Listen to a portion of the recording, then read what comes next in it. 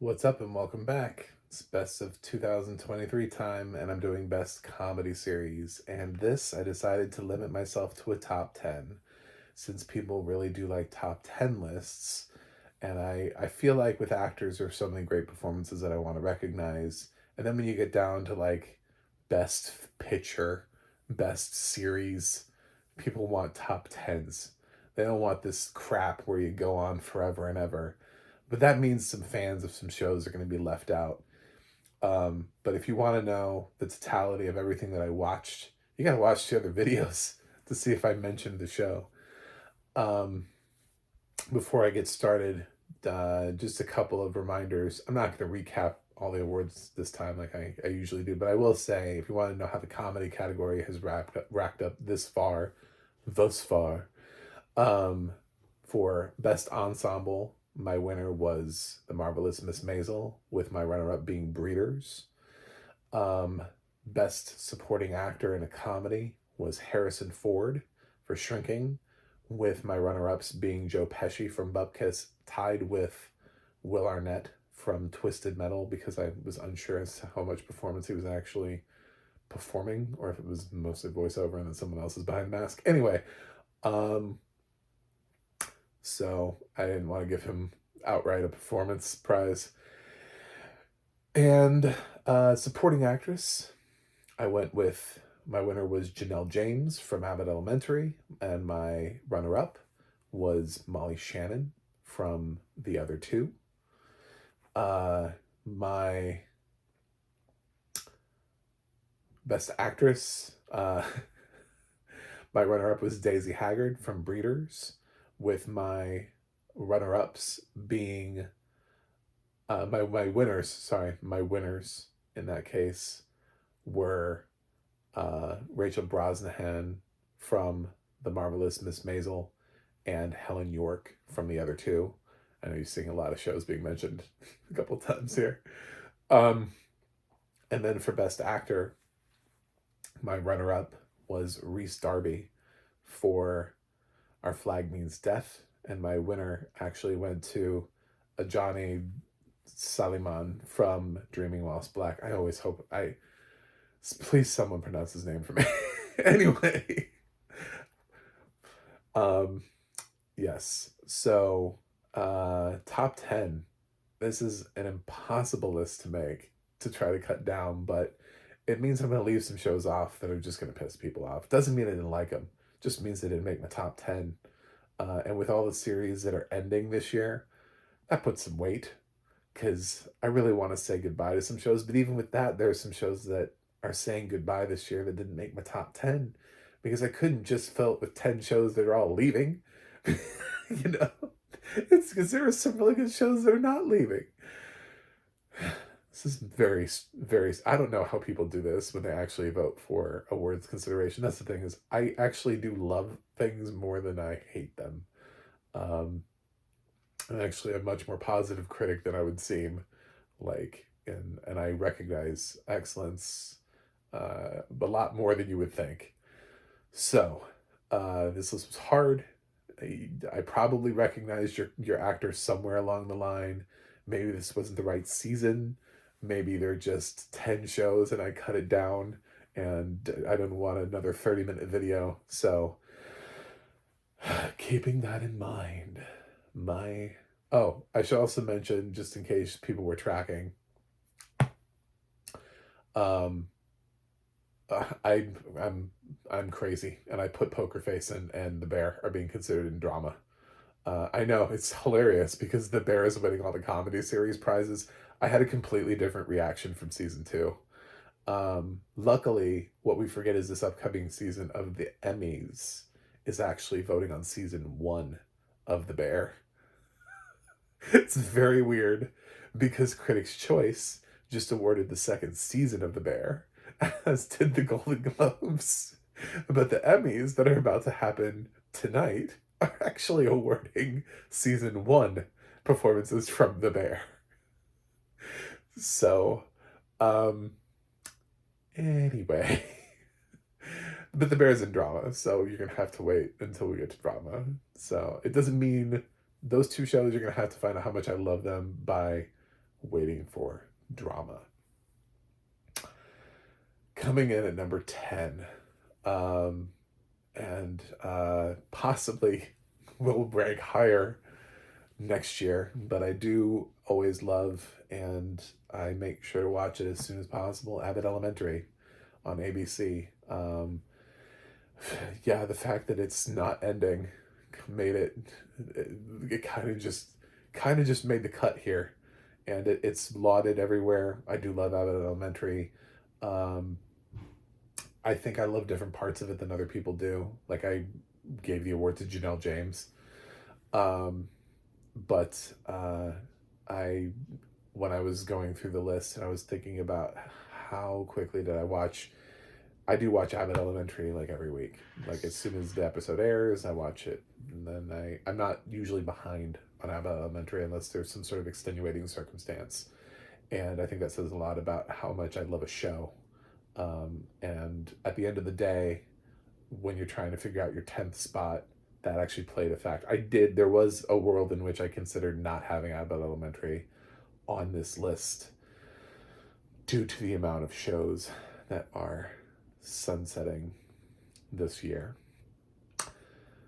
And also new shows that I wanted to recognize. So, number 9 on my list is another show that you've heard a lot about and we're saying goodbye to this year. It is Ted Lasso, the Apple Plus show. Actually, I didn't like it in the very beginning. It just didn't. The first couple episodes, I guess I just didn't vibe with it, but then I just kept watching it and loving it more and more and more and more until it hit me. Second season was great. I actually think the third season was great. A lot of people have given it crap for some of the storylines that it had. I thought those storylines were great for the characters. I thought they were natural progressions for those characters. So I'm saying goodbye to Ted Lasso, sort of. I think they're still going to do a spinoff, which is why they've been kind of wishy-washy on unofficially being like, yeah, you're never seeing these people ever again. I think they got something going on. Somebody's getting a spinoff or something. I don't know. I don't know who. I don't know what. I feel like there's a Ted Lasso spinoff that's quietly in the works, and we're just not supposed to know about it. Number 8 on my list is a show that I've actually given this award to before, Best Comedy, in previous years, and I'm sad to see it go. But a lot of the reason why I didn't give it a trophy this year was because I've given a trophy in other years. And while I liked season 4 a whole lot, and I love the cast, and I feel like it came full circle. Season 4 would also not necessarily be my favorite season of the show. I think it really peaked last season, but Breeders on FX I still say, I'm standing by it. I'm ready to fight you. I think it is one of the most underrated shows that but I have yet to find anyone who watches Breeders. But I will stand by that until the end of time. Because when I do find that person who watches Breeders, I feel like we're going to make a connection. They'll be like, he sees me. He understands who I am. Oh my God. Anyway, so that's number 8. Number 7, like I said, I really wanted to recognize a new show this year. This one also sort of blew me away in a very interesting way. And I was expecting absolutely nothing from this show. Nothing. And honestly, there was one episode I didn't like. It just didn't do anything for me. But because the other episodes were so strong, I feel like I hate to say this to tie it so closely just because it's a black show and a black show, but I feel like all of the stuff that Donald Glover was saying in Atlanta that we are losing this year is now getting voiced in Dreaming Whilst Black on Showtime, which is my pick for number 7. And I really hope Showtime sticks with this. I think it's a brilliant show, and it has a fresh, different perspective, but it also is not afraid to call shit out, which is exactly what Donald Glover was doing on Atlanta. while also trying to be entertaining. I think it's just a fresh voice in the room, and I hope that this show, when it is eligible for things, gets more and more recognition. Now that's out of the way. Number 6 on my list is a show that I love all the time, anywhere, any day, all the time. It's not ending, but it will be next year. Hint, hint, possibly the winner next year, since it does have one more season left, and that is What We Do in the Shadows. I'm a big fan of What We Do in the Shadows, and Patton Oswalt's cameo this year was just great. There's just so many things about the show. It always makes me laugh. I think it's just such a great creation. I don't understand the Taika backlash. I enjoy his things. I haven't seen Next Goal Wins yet, but I will when it drops on VOD. So I just like Taika in general. I think he does good things. Reservation Dogs is probably my least favorite of his shows, and even that it's all right. Didn't make my list, but it's all right. So that is my number 6 choice. My number 5 choice, as we move down the list of shows that aren't coming back anymore, is The Great from Hulu. I 3 and done, really. But what happened with The Great in season 3 is not only did I realize how much I really, really loved Nicholas Holt's character and how great Elle Fanning really had become as a comedic actress, but season 3 was really the season that let its ensemble shine. And I picked up on some terrific supporting performances from actors who aren't Gillian Anderson. I mean, the show does bring in names every once in a while, but Maxim, such the right choice for the show. I mean, talk about somebody who really, Henry Meredith as Maxim. I had him in my honorable mentions for supporting actor. He easily could have won that award if it wasn't such a tight category. I feel like I have to say goodbye to The Great. I wish it had been saved, picked up by literally anyone else, anywhere, at any point in time. Sadly, that's not the case. So, goodbye to The Great. I already feel like my list is being judged here because there are only 4 spots left. Number 4 on my list is another show I've already actually kind of mentioned. I didn't really give it any awards, but I am also sad to see it go out the door. I couldn't do this for every single show. And that is Atlanta from FX/Hulu. Donald Glover really found some special episodes. He found a way to sort of tell some great stuff in that final season. Yeah, he kind of shot 2 seasons back to back, but the other one did come out last year. I think the final season is the only one I'm really talking about here. That farming episode from Brian Tyree Henry is great. It's just a great, weird episode. But I'm so glad that he's here. So, my final 3, I'll tell you, I've still got one show that's not ending. Did it win or did it not win? So, my number 3 pick for show is The Other Two, which should not be ending. I should not be having to say goodbye to The Other Two this early on, and it's only 3 seasons deep. Again, this is the hardest list, cutting down to 10, because I can already tell you shows that didn't make this list before I get down to the final 2. It won't be Barry. I'm sorry. It's not Only Murders in the Building. It's not Shrinking. It's not Schmigadoon, which was really hard for me. That was, for a 10th spot, that was right there. It's not I don't know what other show you think it is. My number 2 I've decided to be positive in the world, and because I didn't give it any other awards, my number one is going to be more of a surprise. But my number two is pretty predictable if you saw the awards. And I did give it Best Ensemble, so it feels like my runner up is The Marvelous Miss Maisel, which I thought had a great final season.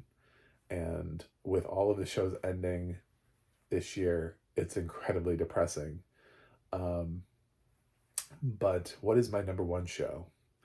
Um, yes, Max recently canceled two shows that were stunted early, with both um, Our Flag Means Death and Julia getting canceled. I'm sorry I wasn't able to put either one of those on this list.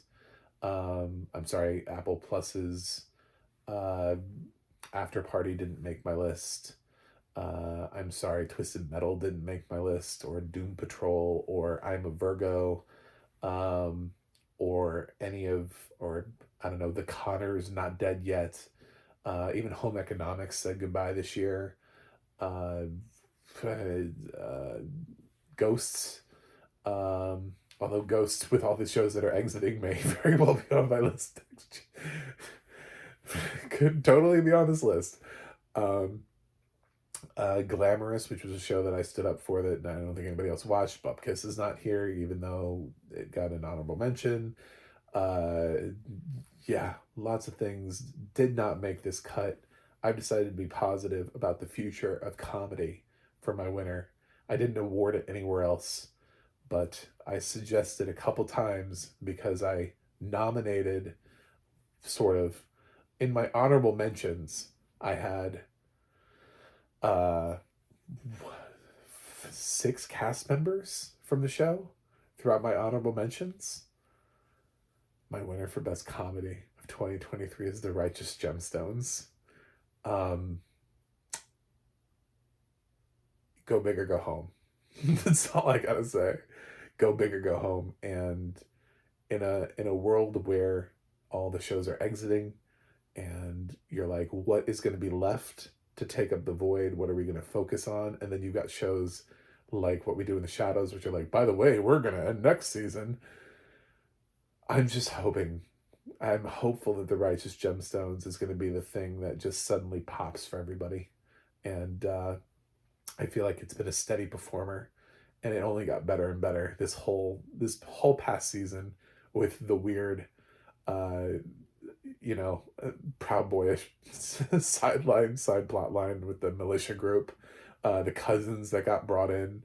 There's just so much that I really love about this show. Um, and the cast, and even though none of them specifically got awards, and yes, I didn't give it ensemble, there was a lot of love that was thrown in there. I did have it mentioned under Best Ensemble. I've been trying to signal to you guys my love for Righteous Gemstones every time a cast member comes up, and about who could have possibly won, or maybe this person should have won, or I'd love to see John Goodman, I'd love to see Danny McBride. I just couldn't make it happen. They fell just a little short every single category. It felt really, it was, if I had ranked, all of those people would have been nominated, and it would have seemed more obvious because other shows would have lost their nominees. Um, yeah, if you're not watching The Righteous Gemstones, do yourself a favor, because we lost a lot of shows, and get caught up before next season. I don't know when they're doing their next season. I know the strike made everything weird, but get caught up on The Righteous Gemstones, because it's my pick for Best Comedy Series of 2023. Boom, blew that open, wide open. Anyway, thanks for watching, thanks for subscribing, and all my shows have audio description, because I said I wasn't going to give it to any of Starz's programs because they don't have audio description. So as much as I love Minx, bye Felicia. Starz is not getting an award from me. That's just not happening. So I will do another award category and see you guys on the other side.